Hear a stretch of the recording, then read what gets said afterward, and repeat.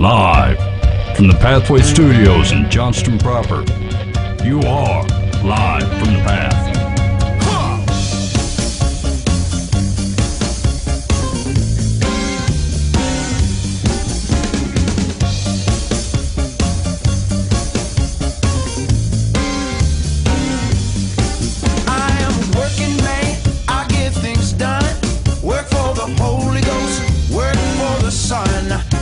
You're listening to Live from the Path. Oh, yes, I am. Hanging out here at the Pathway Studios in Johnston proper. Hello. Howdy. Yeah. I don't know what makes it proper. What do you want me to take? Here's the thing: if you say Live from the Pathway Studios in Johnston, it just doesn't sound as cool. Kind of empty, isn't it? Yeah, so you got to say Johnston proper. It makes it sound like there's something crazy going on there that you're not really aware of. Yeah, it does. It does. It sounds a lot better when you say it that way. Makes me want to live here. Whatever. Maybe we shouldn't do the show. It's a reasonable idea. I feel like, there's no reason to drag this out for an hour. If it's not going to go well, maybe we should just bail on it. Yeah, here's the thing. We're really counting on, so Ben and I have been here for a little while. We brought the ladies in. He has two little girls and I have two little girls. And we brought them in because we always tell them we're going to the radio show. And it's kind of one of those things as a dad is that you want them to know why you're not at home. You don't want to just know they know that dad's gone. You want to know, want them to know what you're doing. You're doing something legitimate, maybe? Yeah. Same thing for I started disappointment for them. I started dragging my kids up at 6 a.m. on Sunday mornings to try to get them to church. Yeah. So because we always do set up and tear down and work on the sound and whatever, and so I didn't want to just say Daddy had to go early. I want to say I want you to know what I'm doing. Just so right. they know why I'm gone. I'm not choosing things over them. So anyway, we bring them in here, and Ben tried to set down the rules of what we're going to talk about, what we're not going to talk about, and there was a couple violations. Had to call a couple fouls. It tends to get in the bathroom type humor if you don't keep it on them. You know, especially when they get together as a team, they kind of save it up for years, and then all of a sudden it gets out of hand. But it wore me out. It absolutely wore me out. That's funny. So they sat down with the mics and everything. Yep. Everybody got their own mic, and that's fun. Yeah, it was. There wasn't. I wouldn't say there was a whole lot of redeeming value out of what it came out of it, but at least they know what we do. Here. Somebody is stinky grandma. Yeah, that's what I found. They ended up talking about some stinky grandmas, and we asked them a couple Jesus questions, and not a whole lot of fruit. One of them came out with John the Baptizer, and one of them came out with Jesus was born. Which these are solid stories, but. What I was really hoping, here's what I was hoping for, right? Like we would ask them profound questions that adults are struggling with, and they'd say something as innocent as a child, and it would change perspectives. You know what I'm saying? Like it would just blow you away. It didn't happen that way. They spoke about like they were children? Yeah, it was a fail. But it was fun to have them in. I don't know. By the time they were gone, I'm like, I feel like we've done a show. And maybe Ben and I might not quite have the usual gusto. So we're really counting on Dan, Bob, and Troy to really pick this thing up and kick it in the pants. Right on. That's what we're here for. Yeah, Troy saved the day with that one. All right, I'm surprised that being referred to as Troy, by the way. So I'm actually kind of dumbfounded right now. All right, you're listening to Live from the Path. Thanks for hanging out with us. If you're on 99.3 KTIA, it's good to have you. If you're here at livefromthepath.org on Monday night at 10 o'clock, we're also glad to have you. Just a reminder, if you catch the live show here on Monday night, you get some extra bonus content. I mean bonus. Generally some free advice. Yeah. Worth every penny. Yeah. So here's what we're going to be doing tonight. We're on week 31 from GodIsImaginary.com. The proof this week, the proof 31, is understand that religion is superstition. Ooh. And here's what I love about Bob Eisenlauer, right? He's prepared. He's printed the thing off. He's taking a look at it. That's a man that Buva, did you print yours off and take a look at it? No, I thought the whole point was we're supposed to do it while we're here. No, we're giving sound advice, Buva. We've said it before that we just kind of look at these right when we get here. Well, yeah, because I never look at them either. That'd be why you don't produce sound advice, Hudson. That's actually been said on the show. Bob has gone high class with it. Buva's really digging in on this. I don't need to prepare, actually. No. I'm a fountain even of went and wealth. bought a Bible. You are making me look terrible. What is this thing they call preparation? Yeah, exactly. And we're also I was reading some advice today, and it's husbands, a tip that could save your marriage. Oh. And it's get a part-time job. Oh. We're going to talk through that. I need to hear the rest of that. We're going to see how things go. Also, free advice on Dear Live from the Path. And also, America's fastest-growing internet game show, Secular versus Solomon. Ben, I'm just going to ask this. Let's act like I haven't listened to the show before. How would you explain, first of all, how would you explain Secular versus Solomon? And second of all, do you have any proof that it is the fastest growing game show? No, I feel like if I look into it, I'd have to change how I introduce it. Because like right now, I'm speaking out of ignorance. Can you do that like let's say I took out an ad in the paper and I said, best pancakes in Missouri. And I didn't really try anybody else's pancakes. Can I be sued for libel? Yeah, if people can contest. Sure. I mean, that's not going to matter of opinion, though. How do you, who decides? Maybe I like bad pancakes. I think pancakes, they are the best because I make them.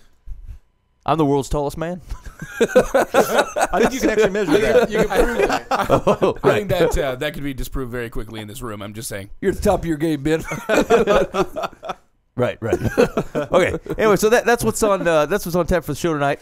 If that doesn't sound interesting, now's the time to bail. Yeah, nothing does. There's no reason to hang out. But here's the deal. I think you should hang out, and because Live in the Path is brought to you by Valley Services. If you go to valleyservices.net, they specialize in commercial and residential cleaning. There's still time to make the wise decision and pay someone else to clean your place in this upcoming year. Absolutely. Go to valleyservices.net or call Charlotte 515-277-5611. Also, because you're not at home cleaning your place, you go out and get a sweet cup of coffee. I mean, get a good cup of coffee and go to Capana's Coffee in Ames. You can visit their website, amescapanacoffee.com, and they're on Lincoln Way. Pick up a sweet cup of coffee. They got some mocha. They got all the drinks that you would expect to see at a coffee place. Yeah, it's good. There's good stuff there. And they also do gelato, so check them out. Or while you're out, not cleaning your place, and drinking a cup of coffee, and you decide that you want to put your face or your name or your business on something, let's say a T-shirt or an apron or a hat or something like that. Yeah, like I make the best pancakes. Yeah, deal. Yeah, that's exactly what you want. Yeah. Jared Roy at On Purpose Promotions can handle that for you. Go to onpurposepromos.com. You can load up your logo or your face or whatever you want to put on stuff, and you can actually upload the thing and then look at each item and see what your face would look like on it, or your pancake phrase or whatever, and then to order it from there or whatever. So you can get onpurposepromos.com. Those are the three sponsors we have, and they are who keep the show on the air. So if nothing else, first I'd like you to buy from them, but if you don't want to do it, at least give them a call and say, hey, thanks for supporting Live from the Path, and that would be awesome. Everybody loves a good attaboy. Yeah, no doubt. Yeah. Hey, great work, fellas. Yeah. Something like that. And I think here's what we're going to do. I think we're going to wrap up the show as I posed a question, a dad question to another Christian dad this week. And I thought we'd walk through it real quick and realize that just a real quick hit on sometimes what it means to be a dad. Like sometimes things are going to fall in your lap and you're like, I don't even. Dang it. You know what I'm saying? And I think I had one of these this week that I didn't really want to get involved in, but I felt like I stated something and I had to stick with it. And so we're going to walk through that real quick, maybe towards the tail end of the show. Okay. All right, sounds good. And Bob Eisenlauer is back in the studio with us. Bob, it's good to see you. You too. Thanks for having me. Oh, yeah. So Bob will just be chiming in as we go along. And if you have any questions for Bob, feel free to put them on the chat. Can I say hi to somebody? Yeah, go ahead. Scott. Was it Scott that sent the email in? Pete. Pete. I'm sorry, yeah. Pete. I have to say a special shout out to Pete. Glad you're listening, Pete. No doubt. Thanks, Pete. I'm a new friend of Pete. Yeah. I love Pete. You don't know Pete. He specifically said he's not a big fan of you, Dan. Sorry. Well, I didn't send you that part of it. I think there's a guy named Scott listening. Yeah. Scott and Pete. Thanks for listening. Scott, guy named Scott, like, hey man, this is my first time. I really feel well. These guys are just amazing. You know. Somehow they just knew. It's good stuff. Well, I tell you what, let's get right into this proof, all right? So proof 31, we're walking through the 50 proofs from GodIsImaginary.com that obviously that God is imaginary. Right now, God is 30-0. But let's check out proof 31, and the proof this week that God is imaginary is titled, Understand That Religion is Superstition. Here's the setup. Let's say that you were to create a far-flung news network, and you somehow had the capacity to observe all of the inexplicable tragedy that occurs on Earth each day. All the murders, all the car wrecks, all the rapes, all the mutilations, torture, miscarriages and stillbirths, disease, starvation, destruction, and terrorism. Let's say you had a news feed that delivered this all to you in real time. Just 10 minutes with this news feed would be unbearable. Unbearable. It's unbearable. You're so dumbfounded. Pretty hard to pronounce, the ability too. to speak. It's a high dollar radio show. Thousands of tragic, heart-wrenching events would impinge themselves upon you every minute. It would make you vomit over and over and over again until you passed out in Boy, that took a weird turn, didn't it? I mean, I get it, but I just didn't see it coming. All right. In other words, the amount of gut-wrenching, anguish, tragedy in our world is unspeakable. I feel like the tenor of the room isn't casting it on this story correctly. Meanwhile, there is a housewife in Pasadena who firmly believes that God answered her prayer this morning to remove the mustard stain from her favorite blouse. She prayed to God to help with the stain, and after she washed it, the stain was gone. Praise Jesus. There are tens of millions of people in the United States who firmly believe that God is personally helping them each day with their trivial prayers like this. They believe that they have a personal relationship with God, that God hears their prayers each day, and that God has time to reach down and remove the mustard molecules one by one. They believe it with all of their hearts.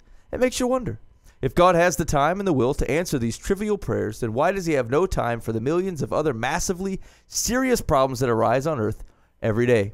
Simply look at the world we live in. All around us we have murderers, rapists, robbers, child molesters, terrorists, etc. How do they do their deeds? If God is all-knowing and God answers prayer, then we have to believe that God watches them as they murder, rape, molest, and terrorize other people millions of times a day, but does nothing to stop them. God watches the victims as they are being murdered, raped, molested, and terrorized, but he does nothing to help them. God completely ignores the prayers of the planet to eliminate murder, rape, child molestation, and terrorism, and allows those atrocities to continue unabated. Let's see if I can summarize here. Do you believe in a God who acts like this? Of course not. If you believe that God is specifically reaching down from heaven to answer your trivial prayer to remove a zit or wash out a mustard stain or help you find your lost keys, while at the same time God is allowing 27,000 children to die of starvation each day by specifically ignoring their prayers, then your God is insane. If you are a typical... Okay, here's the picture of the typical Christian. You are just like our Pasadena housewife. You may pray for 20 trivial things. Mike, see if you can check these off. Ready? Pray for your car to start in the morning. I've prayed for my car to start, but not on a regular basis. Pray for traffic light to be so that you get to work on time. No. Pray that you don't get fired for the mistake you made yesterday. No. Pray that coffee stain on your purse comes out. One time. It was awkward. Pray that it doesn't rain. No. Pray that the price of a stock has gone up. No. Pray that your computer doesn't crash. No. Pray that your son got a decent grade on a math test. My son... Where is he? My long-lost boy. I pray for him to return to me first, and then we'll talk about his math test. No. Pray that there's enough money in your checking account. I may have done that before. Pray that the guy you went out with on Saturday calls you. This is getting out of hand. No. Yep. Pray that your mother-in-law cancels her trip for the weekend. No. Pray there be an available washing machine at the laundromat. No. Pray that your car passes inspection. That's never been an issue. Pray that they have your size shoes and you were thinking about buying at the mall. Not applicable. Pray that the envelope you are opening contains a check rather than a bill. I can usually tell by the outside markings. That's outrageous. That is outrageous. Mid-American Energy, I hope it's 50 bones. I can't believe the utility company has sent me a check. Be my lucky day. Pray that your cat didn't pee on the sofa. I may have done that. Pray that your baby not to wake you up tonight screaming so you can get some sleep. No. Pray that you have the winning bid for that camera on eBay. No. Pray that they have video you want at the video store tonight. No. Pray that your team wins the game on Sunday. No. All right. Summation. Prayer is rank superstition, nothing more. People who believe in the power of prayer are no different than people who believe in the power of crystal balls, horoscopes, or lucky rabbit's feet. The reason why there is so much suffering in this world and the reason why a statistical analysis of your trivial prayers always shows them to be complete coincidences is because God is imaginary. The belief in God is pure superstition. Dan Hudson. The man just keeps repeating himself. Yeah, that really wasn't a cost on prayer. Yeah. It does not disprove God in any way. It just says he doesn't like prayer. He mentions a bunch of random things that nobody prays anyway, and says, "See, your God's imaginary." It would just say, "See, you have a pretty poor prayer life." Is what it really says. But, he's not even worth responding to. I'm getting mad at this guy. He's just ticking me off. This guy's making me mad. Why? I don't know. It just sounded good. I was just trying to carry my weight. You know, I actually, it brings up, like, his argument brings up other questions for me, though. Like, he's grabbing these examples from somewhere, right? Like, there are people that pray like this. And now sometimes I get caught either way, like with the ask and you shall receive and you know, like, run everything through God in prayer. There's a lot of things I don't pray about because I'm like, I got this. I don't really need... Yeah. I'm not really concerned with the divine help on the traffic situation, you know? And so I don't pray about it. That pattern will sometimes lead between a separation between me and God because I've pretty much taken him out of my day-to-day life, you know? Mm-hmm. But then on the other hand, I mean, the whole focus of prayer should be, Lord, I want to mold my life into one that looks like the one that you have laid out for me, into your character and who you are. So there is a certain amount of when you're praying for just your benefit. Like I know people that do this. Well, he starts out in a whole different area, saying, "Well, seek all the murders and the car wrecks and all the bad things happening. Your God can't do that. He can't stop that from happening." But he doesn't understand that God has given us free will, and these are all things that are happening for the most part because someone else made a poor choice, and we're a victim of it. And could he stop people? Yeah, but he has chosen to let people have free will and to make mistakes. And to sin and rebel against him. And sometimes we get caught in the crossfires. Everyone does. I mean, that's just the society we live in.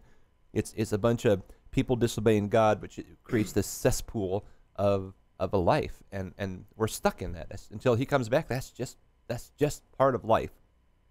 It's full of false. There's so many false premises. Yeah. That he starts out with. Is this mic on? Yeah. Yeah. Okay, just making sure. And that's a perfect example. When I read that, I think, a non-believer or somebody like this gentleman, sees the bad that's happening in the world and says, how and why is your God not preventing this? And who knows how many that he did prevent? well, that's We can't record that.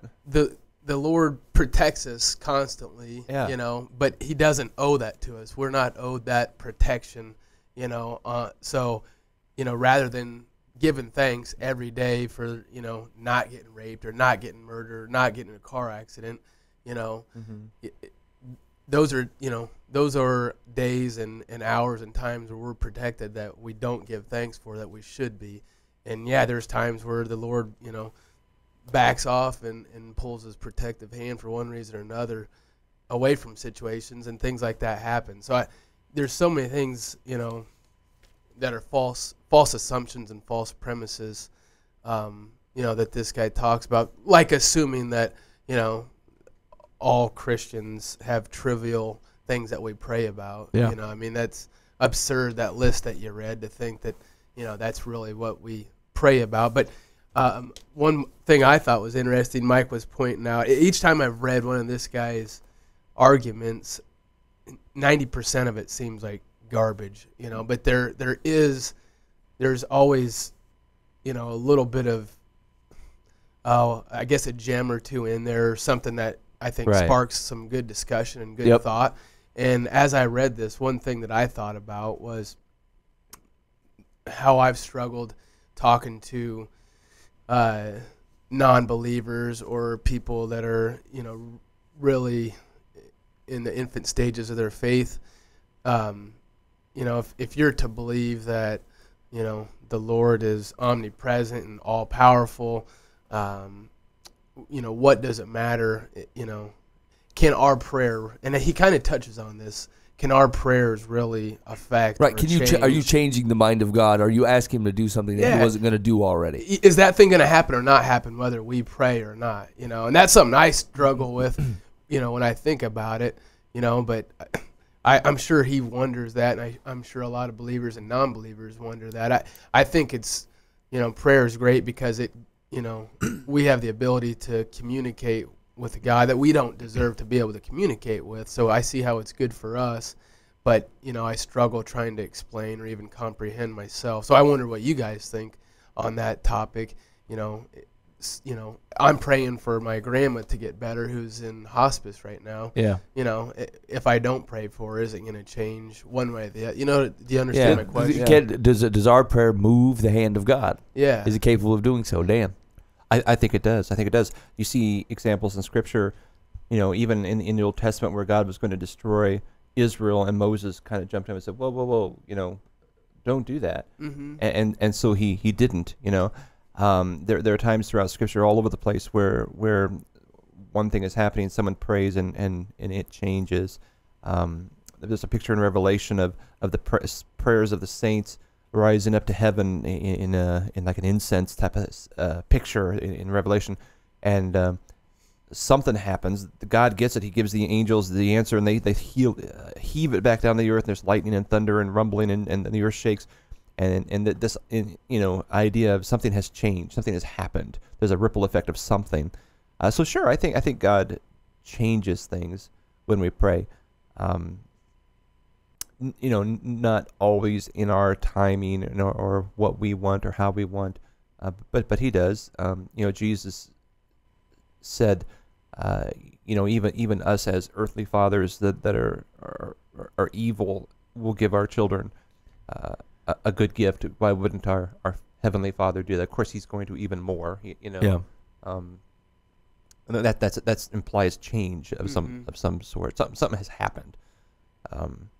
So yeah, I'm all over that. And I think there's a comforting nature of prayer too. When you have the experience of simply being able to spend time talking with God, that you even have that opportunity to say, Lord, I'm just gonna talk with you a little bit. I mean, sometimes we look at prayer, and I think I see this in my kids, and I see this in some of the things I do. Is I start off, and there's things that I'm kind of asking for, and I'm praying about, and to be honest, to whom else would I go? Like, if I'm going to ask anybody, God would be the guy. Mm-hmm. But even the opportunity to be in that relationship with God, where that is the person that I want to share this thing with. Here's the thing that's on my heart. Here's the thing that's going on in my life. And I have people that I can talk to. I can talk to my wife. I can talk to my friends. I can talk to it on a fake internet radio show, right? But I can spend time, at any time I want, just talking to God, talking through it. And sometimes I if you noticed, a lot of times when there's prayer going on, especially when you look at the prayers of guys like David, I mean, they are crying out, and they could cry out to anybody, but they're crying out to God. It's not just hey, you want to help me out on this thing. It's like, this is to whom I wish to open my heart to, and I want to share my life with, and I want to share my story to.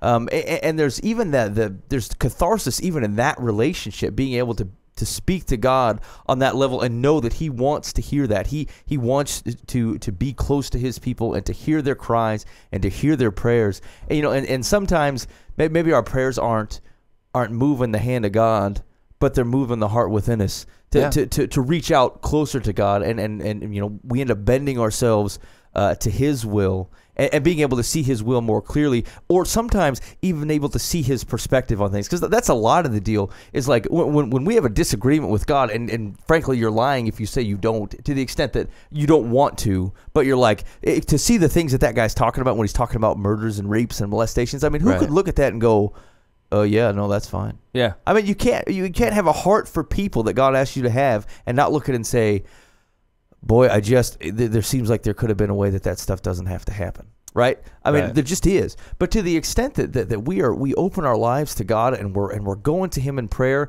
like that connection with God and seeking His will, the benefit of understanding His characters, we start to see things through His eyes. And you know what? When I look at someone, when there's been something heinous that happens on this world, and I'm like, why would people do that? What has brought them to this? And your heart just goes out to that. That's God's view. God looks at that same thing and goes, I gave you this. Look at all that I gave you, and look what you've chosen to do with it. Right. And his heart breaks for those people, and it's foolish to think that God looks down at that and he's passive about it happening. He hates sin. Like, our sin hurts us, but it also has negative impacts on the world around us. Some of the hurt that's in your life is because somebody else's sin. Someone else's sin is causing problems in your existence. Even if you protect yourself from the things that you do, your sin will harm your family. Your sin will negatively impact your children. And if you live in a world that is a sinful world in which you are destroying yourselves, and your sin has a negative impact on others, I mean, that's a fallen world that needs God's redemption. And if God didn't recognize it, He wouldn't have bothered with this whole Jesus business. Yeah. And so, seeing it from God's perspective is and if I weep over these people who I don't know, think of God who's created this thing and said, look at the stuff that it could have been, and I will return it that way, and it will not do this. This stuff will not happen anymore. But where you weep, God weeps 10 times as much. Because of His creation has been sullied by our foolishness. I think about the story that comes to mind when I think, because I actually struggle with the same thing a lot that Bob was talking about, right? And for some reason, the story that always comes to mind is when Jesus was on the mount before He was about to be arrested, and He's like, if this cup can pass from me, but not my will, your will be done, right? And like for some reason, it's not that exact scene, but I just think God, just up in heaven, just going, I can't do that, son. I can't. You know what I'm saying? And like, I can't imagine saying that to my kids. I can't. It break my heart that I'm like, because God has the God perspective, right? And like, especially when I have a loved one that something is happening to them, and I'm like, God, if you could just fix this thing, and I think it's almost the exact inverse of what Ben's talking about, right? Like when your heart goes out to that situation, your heart goes out to those people, that is God's response. That is God's response to what's happening, because he's going, I can't do that, son. I want to, I can't, because I have a bigger perspective and I know what's going to come of this thing. I love that you asked. I love we have this relationship, but I can't. And then your heart just goes out to him, and I feel like that's the Holy Spirit's response. That's God's response to that situation. I'm going to give you the heart for this thing, but like, I have a perspective, and I like that you've asked me, and I love you, but I can't do that, And there's nothing harder than looking at someone you love and saying, I can't help you. Not in what you're asking. I love you. I'd do anything for you, but I can't do that, And so, I don't know, that sometimes that's not comforting. Sometimes it's not comforting to know that God has a big perspective, and you're like, I don't care. Could you just do this thing this time? This hurts. This hurts, and it sucks, and I it's hard to watch. Right. But like I think you walk through it and you come out on the other end, realizing that you've at least given your faith to the right thing. And it's sometimes it's hard, but like I think about it when I have to talk to my own kids, and there's concepts, they're 5 and 2. There's concepts they don't understand, and sometimes I just have to say, I can't, or you can't do that, and they'll say why, and I'm like, the conversation's not going to happen right now. You're 5. They have no way of understanding. They're not going to grasp it, and it's gonna push them into somewhere that I don't want them at right now anyway. Right. You just can't, and that's a hard conversation for a dad to have. And I can't imagine God has the heart that He has for us, that He'd be willing to send His Son as a sacrifice. And how many times that people pray for things, and His heart just, it just breaks a little. Like, I can't, son. I just can't do that for you. And so if you put God in a correct perspective in that place, that's a pretty mature place to stand, and that's hard as a human to do. I'm sure it's hard because God knows He could do it anyway. He could do it, right? But He has an absolute justice and an absolute morality and an absolute compass that I couldn't waver. His love for me can't even waver Him. His love for me doesn't change His character, and that's pretty awesome to know that He's that solid of a foundation to rely on. There's a reason and a bigger picture and a bigger purpose for, like this guy says, there's things we're praying for that are terrible happening in this world. Why isn't the Lord doing it? Like you said, He's got a reason. We don't know what it is. We just have to trust that there's a bigger picture out there. Mm-hmm. And like I said before, I think it also, that gives us an opportunity, to thank God every time something bad doesn't happen. Right. You know what I mean? Because you go through 99% of your life and everything's fine. Yeah, when your car's running, your mechanic's a great guy. As soon as your car breaks down, he's the joke of the mechanic world. Right. Like, why is this thing broken down again? You didn't call him for the last year when it was going okay, but then the one time it breaks down, he's the worst mechanic you ever seen. Exactly. Yeah. Now, and on the flip side of what he addresses here, he kind of makes fun of some of the trivial things that people pray for. And you think about that. He doesn't really understand the relationship part of God. I have a good relationship with my wife, but every conversation I have with her isn't deep. I don't go into the deepest needs of my life. Sometimes I say, hey, how about eggs? Yeah. Instead of, hi, baby, my soul aches. Exactly. And that's, so some of that stuff, I don't know if I prayed those specific things, but I pray for trivia things. I have conversational prayers with God, I might say, hey, God, thanks, man. I made that green light. That's really awesome. And it's just a simple little thing. It's just like, because we're in relationship together. Yeah. But I don't know that I've ever prayed, that I, dear God, keep the light green, How's the lottery going to look in this week, God? Give me the numbers. Not for me, huh? Fair enough. All right. See you. Thanks. He knows me well enough. He can't trust me with the lottery. Deliver me from this mustard stain. Yeah. All right. It's like I gave you the Walmart, buy a cheaper shirt, buy a new one. So this is pretty much an attack on prayer. He's covered prayer in proof number 6 and a couple other ones. So we're gonna give a mulligan on that. He's buying mulligans now. Uh-oh. Okay, here we go. So next week we're moving on to Proof 32, and it's talk to a theologian.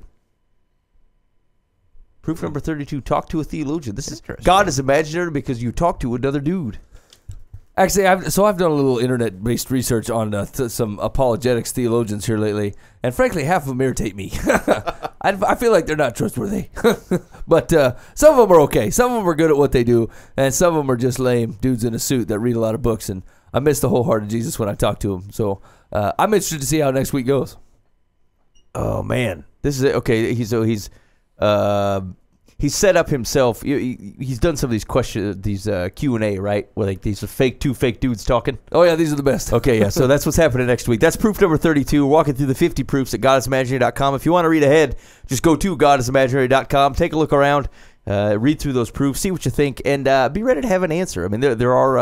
I think one of the things that Bob said is particularly prescient here is that there are gems in here. Like there are questions that I think.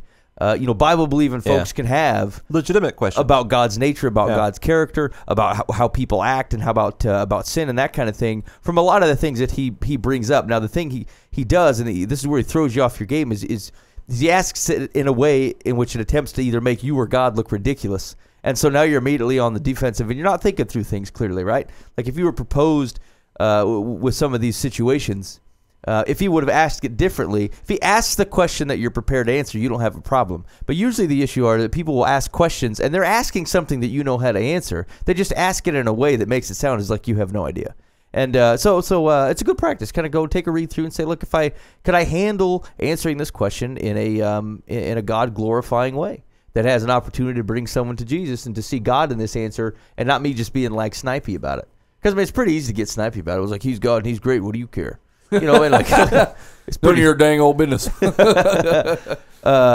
God, they're not. I mean, there's a pretty flat answer for some of the stuff. You need to read Jeremiah. Can I ask you a question, Ben? Yeah. What's the guy's name that is the author of God is Imaginary? It doesn't say. It's thought that it's Marshall Brain, who is the guy that runs HowStuffWorks.com. Really? Yeah, it's thought to be that guy. And that's a good website, man. How Stuff Works is fairly well written. There's a lot of see. That's the thing is like I feel like he did this while he's been drinking. Like some of the grammar is just terrible. Let me tell you another thing. He's on like a dangling participle bender, and like there's some odd makeup of some of this stuff. And like How Stuff Works is actually a pretty cool website. I mean, there's interesting information out there. But like that is the suspected. I was guy. just wondering how or why you guys got started on God is Imaginary. Where that? Well, here's the thing. We tried to fill the content with our own ideas, Bob. And that was a fail. That was a big fail. So we found other people that didn't agree with us, and we thought, we'll talk about them.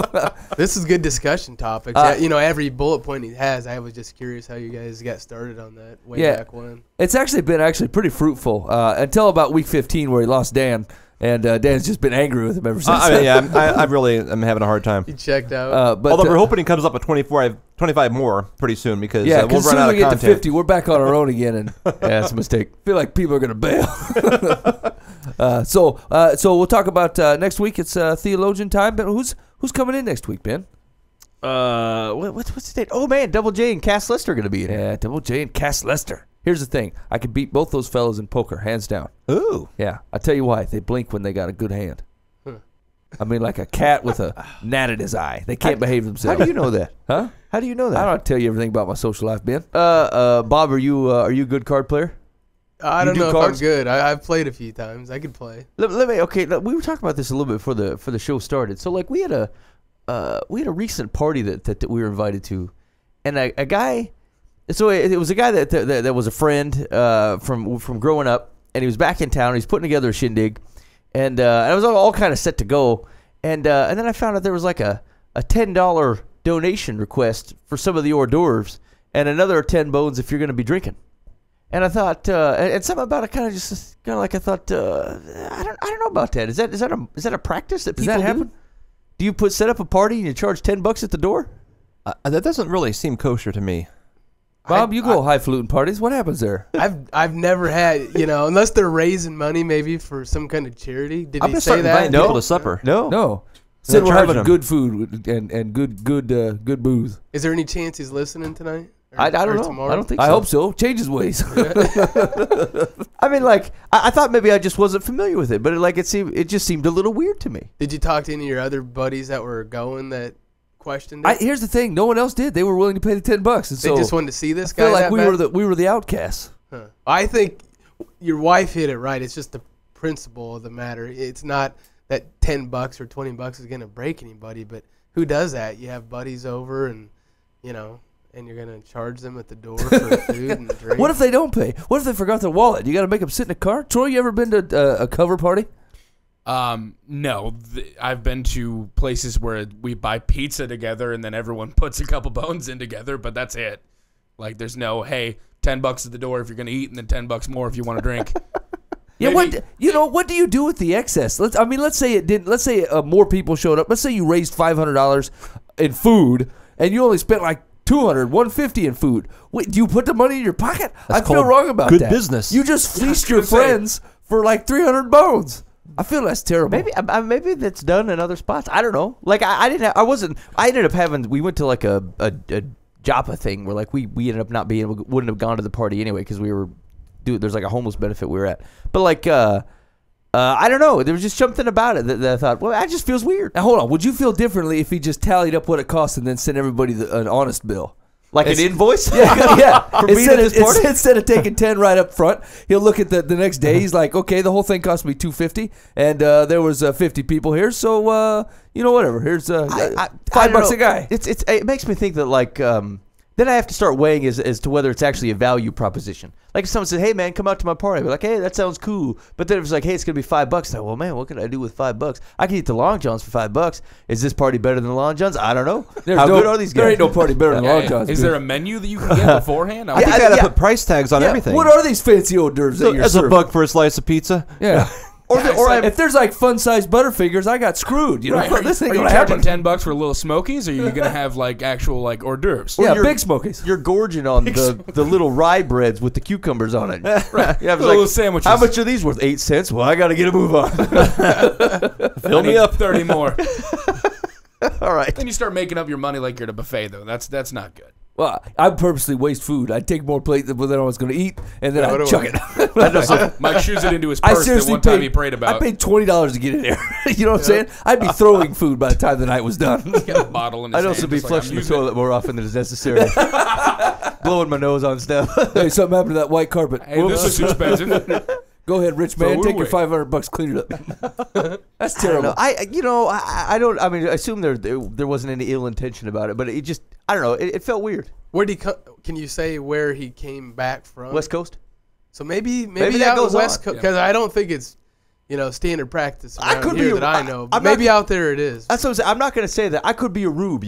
I could, Oh no, I it's could be very like possible that we don't know etiquette for cool parties. I mean, that's totally not the case. Here's the very, thing, though, very is I possible didn't thing. want to call that. What maybe it's just pride, right? But I didn't want to call him and say, "Listen, I really can't fork out $20 to go to your party, man." Thanks for inviting me. Yeah, I appreciate it. I feel like there's no one else on a Facebook saying, "Hey, doesn't that seem a little steep?" So I don't want to be the one hillbilly calling up and going, "I feel like $20 might be a bit much." Me and my wife gonna go to Long Johns and read Jeremiah. I think we ought to start doing that at church. We'll invite people to church and say, "Oh, by the way, Yeah. It was like a Bring day your before checkbook. the party too. It was like the Thursday, the Friday. The party's on Friday. Thursday's like, hey, by the way, we spent a lot of money on good eats. We're gonna have to get $10 at the door. I'm like, Maybe that's how you put together a sweet shindig, though. I mean, maybe my bar for a party is pretty low, and that's how you put out something really spicy. it's quite possible we've never been to a good party. Maybe I think maybe that's it was a very, very possible situation. What do you know about me, Troy? Okay, so here's what I think should happen. Troy, you're gonna put on a party All right. and see what you can pull off for free, or that not charging me basically, See what kind of party I can pull off without charging me. without having to spend enough money to think, hey, maybe I need to spend some. Yeah, okay, and then Bob's gonna put on a party, and we're gonna give Bob $10 a guy. Okay, so I mean, if we're being honest here, I mean, working off of my salary, I think he's gonna have a better party if he's getting $10. That's dude. not the attitude. Yeah. Your party's gonna stink with You that know, attitude. you're I don't- right, I don't it even is. wanna go if this I'm is the way you're going- gonna I'm be. going to Bad the Target start. section, that dollar section in the front of Target, Everyone's gonna get a kazoo at the door, whatever color they want. We're gonna have obviously A little bucket of different Oreos. colors. Little bucket, a cheap Hy-Vee Oreos for like $2.79 a pop, and then water. You get water, Not even soda? not even soda. I'm going to egg your Maybe- house. maybe I'm that, going to like- save my 10 Here's bucks my on my $10. vandalize your place. Maybe that like Stars and Stripe that's like $1 for a 3-liter. I'm cool with. That's what I'm But- saying. I mean, I bet you could put something together. We're not going to invite you to Bob's party though if you keep this up because you're lame. It's gonna be Funyuns. That's what you get. You get Funyuns and Stars and Stripes, and then a kazoo at the door. It's gonna be a blast. Bob said he was going to cater in Long Johns. That's because he's getting $10 per head. That's crazy. That's ridiculous. You can get 10 kazoos at my party for that $10, or you can get Long Johns from his. Maybe it was just a joke, maybe the guy, since you guys didn't go, maybe they all got to the party and he said, hey guys, I was just joking about the $10 and $20. I was just wanting to see who wouldn't show up because, I was trying to weed some people That's out. You guys got called out as That's a as- cruel as social cheap. experiment. I'll bet you what it was some people found out the Foos were coming and they're like, man, You gotta, can you uninvite them? That's a good thought. So here's a polite way to do it. We'll Neither charge of them $10. Yeah. You gotta They're go out. pan those guys out of here. That way it's their choice. That's terrible. The Foos filter is $10. I know how to sift them boys like wheat. $10. Have you seen those cars? There's no way. They haven't spent $10 on anything. Do you think maybe we should do $50? No, $10. $10. There's no reason to be abusive. Five may risk it, but 10's good. Okay, yeah, that's a good thought. I feel like we should change our ways, Ben. We're living low. I should have paid the $10 and strutted around. I'm like Even y'all. if you would have been the only person at that party, be like, I got $10. Where's the toilet anyway? Yeah, that's my '98 Caravan. Stay away from it. So they give out wristbands and stuff so they know who paid? I mean, how does that work? I think you can tell by the way they're I was dressed. about to. I would assume the fancy pants is paid $10 to get in. The sweatshirt you didn't pay. All right. Well, I tell you what. Yeah. There's no time like the present. Let's check out America's fastest growing internet game show, Secular versus Solomon. And now, for America's fastest growing game I show, just said that. Secular or Solomon? I feel like being mocked. Buy your own video. Oh yeah. All right. So here's the premise of the game. All right. I'm gonna give you a proverb. All right, and you're gonna tell me whether it is a worldly proverb, a secular proverb, or whether it's a biblical proverb. It's coming from Solomon. Okay. Okay. Now, if it is if it's a secular proverb, you also got to tell me the country of origination. We all got it? I'm ready. Okay. Bob wasn't listening. I was engrossed in the graphics or the Mike Tyson Punch-Out. I can understand. Yeah, if you're listening to the audio on KTIA or on the podcast, you're just not getting the full effect, man. There's a secular who's boxing a Solomon. It's solid. It's pasted over Soda Popinski and Little Mike from the Mike Tyson Punch-Out. All right, here we go. You guys ready? Yeah. All right, here we go. All the toil of man is for his mouth, yet his appetite is not satisfied. All the toil of man is for his mouth, yet his appetite is not satisfied. Secular or Solomon? Dan Hudson. I'm going to call that a secular. And, boy, who gets hungry a lot? It's got to be, who does the samurai wrestlers? It's got to be Japan. You mean sumo? Sumo, yeah. What did I say? I mean, I just mixed Samurai I mixed wrestlers. two different things there, didn't I? They're a yeah, lot we're going to crazier. say Japan. That's a good broad generalization there, Dan. Who overeats? Okay, next. Samurai wrestlers do. Bob. Secular. It's an old Russian proverb. The Russians. A big Russian says, appetite is not satisfied. Appetite does not Buva. satisfy. I'm gonna go secular Barbados. A Barboden. Mike. That's not. I'm gonna go secular. I feel like that has to be a North American proverb. I'm just gonna go with Greenland. Greenland. Greenland. You said Barbados. All the toil of man is for his mouth, yet his appetite is not satisfied. Put down the chicken legs, boys. Pick up a Bible. Solomon, Ecclesiastes 6. Oops. That was Hey, awkward. that was a total fail. God is Across a- the That was a board. four-way God is indeed fail. imaginary. That's terrible. Oh wow. Not one man knows the word of the Lord. Not one. I've been studying Proverbs, not Ecclesiastes. It is Okay. better for a man to hear the rebuke of the wise than to hear the song of fools. It is better for a man to hear the rebuke of the wise than to hear the song of fools. Secular or Solomon? Bob. Oh man, now you're in my head. That's got to be. You can't be over 2, Bob. That's got to be Solomon. Solomon. Boova. Yeah, it's got wise and fools. I'm gonna go Solomon. Fools gives it away, except, okay, I'm with you. Mike. No, I'm going to go secular. Trinidad. Barbados. Dan Hudson. I think I will go Solomon. It is better for a man to hear the rebuke of the wise than to hear the song of fools. Solomon, Ecclesiastes 7:5. 0-2, buddy. Dang it. That's not looking good, man. The words of the wise heard in quiet are better than the shouting of a ruler among fools. Secular or Solomon? Boova. Heard both the words again. I'm gonna go secular. I'm gonna go Czechoslovakian. Secular, the former Czech Republic. Mike. Solomon. Solomon. Dan Hudson. That sounds totally like an Ethiopian proverb to me, so I'm going secular. It smacks of Ethiopia. I would know by their literature. Bob Eisenlauer. The words of the wise heard in quiet are better than the shouting of a ruler among fools. It's an old Asian proverb. It's from the Asians. Yes. Now, hold on. You yell at Bob for saying a continent, not a country. Oh yeah. Okay. Get him. let's see. boy. Bob's a guest. Yeah. It's Japanese. He's getting a lot of fame today. Good samurai. recovery, Bob. Absolutely. You're right. Don't rebuke him again. The words of Bob are not heard in quiet. And neither is the word of the Lord except for to Mike, Ecclesiastes 9. Dance with it. Hello, King James. I'm Mike. Wow. Hi, Mike. We've known each other forever. $10 to get in. Here we go. Even in your thoughts do not curse the king, nor in your bedroom curse the rich, for a bird of the air will carry your voice, or some winged creature tell the matter. Even in your thoughts do not curse the king, nor in your bedroom curse the rich, for a bird of the air will carry your voice, or some winged creature tell the matter. Secular or Solomon? Mike. Boova says never-ending story. I will say Solomon. Falcor. Mike's in for Solomon. Dan Hudson. I'm saying that is secular Epcot Center. Secular, that is, Sounds Disney.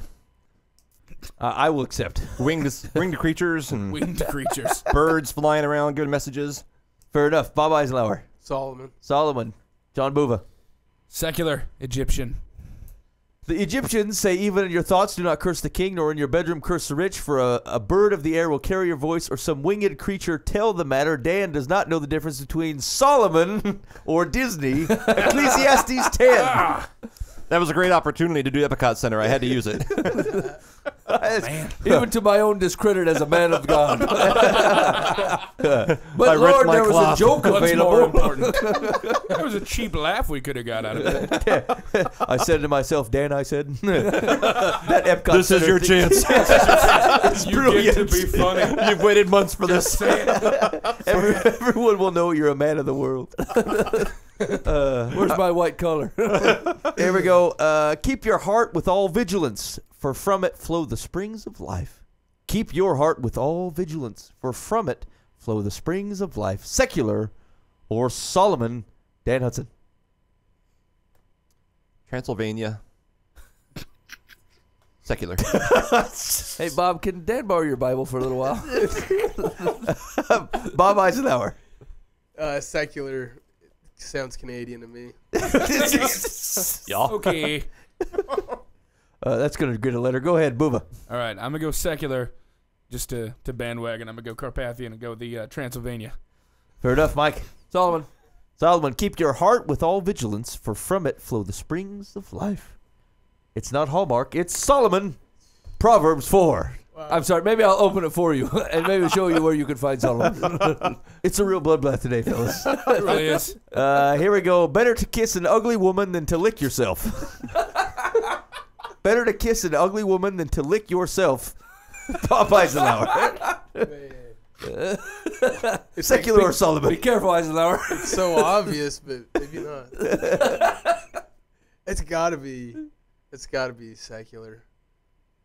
Okay, good luck with the broad nationality. Oh, man. It's going to be offensive no matter what you say. Go. Can I narrow it down to like Arkansas? Oh, buddy. Arkansas is accepted. Okay. Booba. I was going to go Arkansas, but secular France. Also offensive, Mike. I'm gonna. Dang, I was gonna say France. Secular. Ireland. Better to kiss an ugly woman than to lick yourself. Dan Hudson, secular or Sullivan? This is obviously from East Germany. Have you seen the women? No. Dan. We're not going to expand into broader markets. Nope. I feel like it's not going to happen. I think we just ruined all of our chance in 10 to Arkansas and France. I don't even remember what you 10 said. o'clock at night on the fake internet radio. That's our place. That's what the Lord has made East a wise Germans. choice. Better to kiss an ugly woman than to lick yourself. Secular Burundi. Burundi is the right answer. Where is that? It's by Ethiopia. I adopted a water child from Burundi. I'm sorry, what? Water child? child. I send them money so they can get water. It says, the family needs water. Wow. It's just south of Rwanda. Her name is Nyakawazira. Took me a long time to work that out. That's great. I didn't try to teach our you kids have how a to pray picture? on it. So they changed it to Neo behind my back. Shorten up the prayer. I said, that's it. Man, I signed up for one of those once, and I gave once, and absolutely my finances tanked, and I felt like so totally guilty. And they kept calling, "Are you going to feed your child?" I'm like, no. Oh, it's I'm terrible. not feeding my own You know children. they're sitting there with the plate full of nothing going, white man Dan said he feed I know. me. Oh, that's horrible. And finally, after a few months, they're just like, "Dude, we're dropping you because we." Did you send the kid pictures of your big house and your dog and your motorcycle? Said, sorry. Making Things it are worse. rough over here, Yeah, man. that's good stuff. We supposed Daniel. It was terrible. I honestly didn't have it. If you go to one of those sites, you can just do a one-time thing. You don't have to do the sponsored if it's too hard for you. I did it at an event. That's And where I they s- get you. Yeah. Oh, they do. They I fill just- the room I full of think I gave, possibilities. Church I gave some conference. blankets to some kids in Guatemala, Exponential. and then like some sports stuff for like a village in I'm Afghanistan. bad. Uh-huh. Go ahead, redeem yourself. That's it? Okay, if you really, I gave a cow to a village in an African country. I'm not sure where. Uh-huh. I paid for a water filtration system in a village in Afghanistan. Okay. What else? That's pretty much what I got. Seems so far. like you're living the high life, Troy. I like your style. Dude, that filtration That water filtration system was a bit spendy. it really was. Do not sigh, for your enemy will hear and rejoice. Do not sigh, for your enemy will hear and rejoice. Secular or Solomon? John Buva. I'm gonna go secular, and I'm gonna go Carthage. Mike. That's not a legitimate country, is it? We got to put the move on it. It was Go. at one point in time. Secular Germany. Dan Hudson. It's secular to talk about Sai, and he does the Japanese steakhouse thing. Japan. Bob Eisenlauer. secular Bill Belichick. Do not sigh, for your enemy will hear and rejoice. Secular Yemeni. Yemen. It's from Yemen. Solid. God gives every bird its food, but does not always drop it into the nest. God gives every bird its food, but does not always drop it into the nest. Secular or Solomon? Mike. Secular. Botswana. Dan Hudson. The Jungle Book. Where's that based on of? Yeah, I don't know about The that. jungle. Africa. That's tough to say. Somewhere in Africa. I'll call it. What's another African country? Nigeria. Okay, Nigeria. Secular. Fair enough. Bob Eisenlauer. Secular, the Sudan. The Sudan. That is A region. exactly what I was gonna say. Secular Monte Carlo. God Why are you gives, so mad when you say it? Monte Carlo. They always make me Because so I own mad. one and it's God gives every bird its food, but does not always drop it into the nest. Secular Danish. A donkey cannot trot for long. Secular or Solomon? That's just the straight truth. Okay, I'm going to give that one away. That's Italian. That's why I like Kentucky. Never rent an Italian donkey. that's what I was going for. A donkey that carries me is worth more than a horse that kicks me. A donkey that carries me is worth more than a horse that kicks me. Secular or Solomon? Secular. Colombia. Dan Hudson. Secular Green Acres. Bob Eisenhower. Secular Mexico. Secular Texas Rodeo. The answer is secular Mongolian. Ooh, Mongolian. I didn't even know they had donkeys in the Mongol. Yeah, they do. They I feel can. like Dan and Troy are not answering countries, Ben. No, they're making stuff up. I can't control the room. It's just how life is. Hey, thanks for listening live from the path. If you're hanging out on 99.3 KTIA, we got to let you go. I'm going to turn you back over to our commercial sponsors and to your regular programming. If you're hanging out here on the chat, we got some more to come. So hang out with us. You're listening to Live from the Path. No, seriously, we're back. Let's see. That was it. That's Secular versus Solomon. Okay, sweet. Did I win? That's a cool game. Hey, Yeah, no, we did horribly. Here's the you got whooped. I mean, you got spanked on the Solomon. To be honest, he started out with 0-2 and then came back and just destroyed us. See, I mixed it up. I did 5 Solomons in a row. Yeah. And Ecclesiastes just throws me off because I'm waiting for a proverb, you know. And I'm Because like, I'm reading the ESV. okay, yeah. They do a translation of the ESV. Maybe we should really. read Ecclesiastes. It's sad. Take in the full. Depressing. You should take in the full counsel of the Lord, Dan. It makes me feel like everything I'm doing is a waste of time. Dan, would you say that you read through the entire Bible in a year?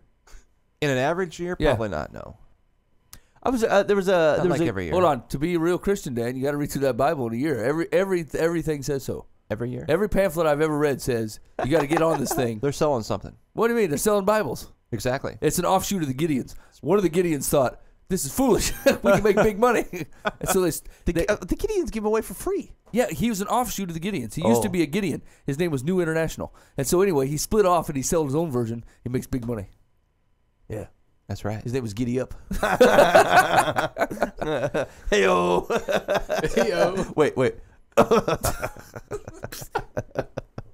You know that New International. That was funny. I didn't even hear most of those questions. I soon learned just whatever Dan picked, just go the other way. That'd be all right. That seemed pretty safe. Hey, Mike. Okay, wait here. Okay, here we go. Husbands, a tip that could save your marriage, and it is get a part-time job. What's the source on this thing, Ben? Eric Raymond. Some woman. Okay, got it. Okay, so here we go. That's it. Husbands, if you want to save or strengthen your marriage, get a part-time job. I should say right off the bat that I'm not talking about a literal job that will pull you away from the home for more hours. Instead, I'm arguing for the husband to approach his time at home with his family with the same thoughtful intentionality and engagement that he would if he were to go to work. And here's what the thought that really stuck with me. He said, years ago, after starting a new job, I came home mentally and emotionally drained several days in a row. Lying on the floor resting became my default posture. One day, my wife walked over and said, hey, we don't want your leftovers. Don't give everyone else your best, only to serve us leftovers. Said that hit me like a ton of bricks. My wife and family were grateful that I was providing, but they were not content with a mere provider. They wanted a dad and a husband. In other words, there is more to the job of being a husband than just making money. He needs to be thoughtfully, intentionally, and continually engaged in the home. Have you ever found yourself in these circumstances? Yeah. Yeah. I don't know that this part-time job thing's the way to go. You just need a bigger tank. Like that. I mean, you get what he's saying is like treat it like a job. Yeah. Like give it the Trying same to energy. appeal to our, nature. He's not saying like literally get a different job. No, I hear what you're saying. Okay. I'm just saying he's looking at it like a wiener. Oh. Okay, expound. So Yeah, go ahead, Bob. was he coming from the perspective of somebody that has a full-time job Yeah. or doesn't have a job? No, he's got a full-time job. I think what he's saying is that it's that he goes to work, he puts effort into it to try to do good work, puts energy and time, please the boss, do what you're supposed to, and then you come home and like you're worn out, and then your wife and kids or the other people in your life, other things in your life are getting leftovers, are getting what's is he left. literally suggesting quit your full-time job, get a part-time job so you can be a better No, father I think and what husband? he's saying is what he's recommending. He says that the illustration of having a second job in the evening works so well. As husbands, we must come home with at least, if not more, engagement than we would at see. work. Okay. Husbands come home to lovingly lead their families. They need to be serving their wives by listening, learning, nourishing, and shepherding. We can't do that when we are recovering from work or checking out for some much-needed me time. We've got to be in the game and doing our job. Oh, okay. That's what he's saying. All right. Well, I guess I take his point of view. I probably would agree with it. I think you'll probably see a lot of dudes that where they categorically fail on this is they go to work all day and they come home and then when they're supposed to be taking over their job of father, husband, pastor, provider for that family, they're like, look, you have no idea what kind of day I had. I just need to be by myself or toned down for a little while. And then you aren't doing your job. You know what I'm saying? Then you aren't doing what you signed up for. And those priorities, you have your priorities way messed up. It's always Jesus and then wife, then kids, then job. And if you have those priorities messed up, your life and your relationships are they're gonna bear that out, and it's not a good time. Yeah, and I think a lot of times is the men will go out and they'll work and they bring home the paycheck and they feel like they've earned the ability to kind of hang out and be served a little bit. And the thing is like, your wife and kids don't owe you anything. No. That's your job. That's your responsibility is to provide for the family. I hope that your wife appreciates you. I really do. I hope that your kids do, and they appreciate the work that you put into it. But, first of all, you you have a responsibility to provide for that family, and so it's not like, hey, well done going out and providing. Like, good, I'm glad you did what you're supposed to. And secondly, you have an additional responsibility to go home and I agree with that guy, to love those kids, to spend time with your wife, your girlfriend, whatever, give them the time and energy. One of the things that I always notice, and I fall back into this all the time, is like I am more polite at times to a complete stranger than I am to my own wife. That's sad, right? sad, isn't it? Yeah, you'll meet someone on the So street, and you're true. like, oh, how you doing? I'll put up with the goofy banter and conversation. I'm just overly mindless nice. dribble, honest mistakes. Yeah, I'm like, oh, that's no big deal. Or, I'm willing to do things that maybe I wouldn't do. And then I go home, and like sometimes I'm passive to my wife. She's telling me about her day, and I'm like I'm not paying attention to what she's saying. I'm looking off to the side. My kids are talking to me, and I'm not wholly engaged in that. And I thought, how flippin' rude does that have to be? Where like I will treat a complete stranger way better than I will treat the people that I love and care for in my own life, and that's terrible. Yeah, that's just bad. And it's kind of that same thing as like, my time and my energy and stuff are going to my job, which it should. Those people are paying me. I owe them work. I owe them output, and that's great. But like if I show up home and I give my wife and my kids half of what I'm giving to somebody else, that's poor. That's a poor excuse for a man leading his family, and I think I see what he's saying. He's putting it in perspective from a guy who's like work focused. I'm not even like way work focused. That does take up a big chunk of my day, but like I need to be more intentional about walking in the door, and I'm like I'm alive. I'm not just and maybe it was a rough day. I'll talk to my wife about it later, but like I need to come in and have some excitement have excitement for your wife, have excitement for your girlfriend, have excitement for your family, have excitement for your kids. Yeah. Put your energy and time. If you wasted it all at work, that's a mistake. And if you got to get more energy, I don't care. Find a way to do it. Yeah. Eat more properly, drink, get some exercise, do whatever it takes to get yourself so that you can sustain yourself for a full day. Yeah, and put it in perspective. You know what I'm saying? Like when you think that I feel like I don't have time to hang out with my kids, or my wife is always bugging me because you're trying to get to your fantasy football game, or there's some good stuff on, or you haven't reorganized your iTunes library, or there's a bunch of crap that you were supposed to have done. Here's what I found. Like honestly, especially if you're a younger gentleman in like your 20s, 30s, whatever, you're gonna have to stay up later. And you're gonna have to get up earlier. Here's the thing: if you want to do all these things, you provide for your family first, and then you're just gonna have to learn to get up earlier. That's what I mean. Honestly, I've had to say, look, if I want to get if I want to reorganize my iTunes library, like this is not important stuff. My kids need spiritually led. They need Bible stories read. They need hugged. They need kissed. They need loved on. They need engaged father. My wife needs compliments and conversation and growth together as a married couple. All those things have to happen. All those things I signed up for. I did not have to do any of these things. All those things are things that I signed up for. Right, you could have said no at the altar and stayed home and organized your iTunes library all you want. Exactly. And so what you can't have is a wife of 10 years and 2 kids and then say, I've decided my priorities have changed. This iTunes library is disgusting and it needs to be fixed right now. You know what I'm saying? Like, they're invested in you. I mean, you want to talk about what the failure of most of our society is. It's dudes that have taken on a responsibility and dumped it. As soon as what were the statistics? Like, if it is 85% likely that if a man were to marry a woman and divorce her, she will be in poverty within the year after. As soon as that divorce happens, that woman will be in poverty. Because what you've just done is taken the breadwinner of the house generally and dropped them, right? How much trust does that take a woman to say, I'm trusting my life with you, and how easily do most guys throw it away? And you wonder why women are waiting longer and longer to marry. They're having a hard time finding guys that are worth the hassle. You know what I'm saying? They'll adopt a kid, or they'll get artificially inseminated. They'll go to college. They'll have themselves a baby out of the sperm bank, and then call it a day, because most dudes aren't willing to pick up the job. They don't want to do it. And you know what? I almost don't blame them. Like, they're still hitting the wrong worldview, and they're missing the trust in God. But like, as blanket logical facts go, there's good luck finding a dude that's willing to carry that load. Because here's the deal: if you're doing it right, it's heavy. It's freaking heavy. Kids are heavy. Your wife is. I can't say heavy. Be very, very careful here, Mike. There is a lot of responsibility. There's a lot of responsibility wrapped up into that, and it's not bad responsibility, because if you do it and you do it correctly with your heart in the right place, and you honestly give them the time, it's the most rewarding thing you can be involved in. That's why the Bible set it up as God set it up as He did. He's not a fool. He knows the way that the family setup is. He doesn't take anything away from a guy working hard or a guy having ambition and goals, but realize in the list of priorities, you're not even on there. It's Christ first, then wife, then kids, then job. You're down at the bottom. You're after 4 or 5. You of what you have going is not on the list. If you wanted to be an excellent mechanic and restore 75 Thunderbirds all day long, you can certainly do that. But it's like 5 or 6 on the list, man. Sorry, you took the other responsibilities. You have to stay with them. I would agree. And I think most people don't. I think most men don't recognize. They think they know what they're signing up for, but they're not. And I feel like maybe we're not clear on that as society. Like we've really set a low bar as far as what ultimately your responsibility is.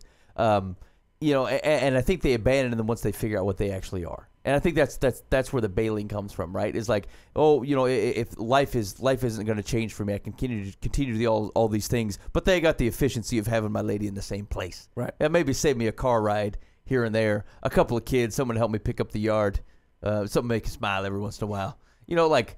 It's just poor. It's a poor outlook. It's you do not have to get married. Paul even makes the case, right? You don't have to get married. In fact, Paul recommends that you don't. There's a lot of stuff to be done. You want to be doing that stuff. You shouldn't pick up a wife. You're gonna have a hard time getting accomplished because that's where your effort is gonna have to go.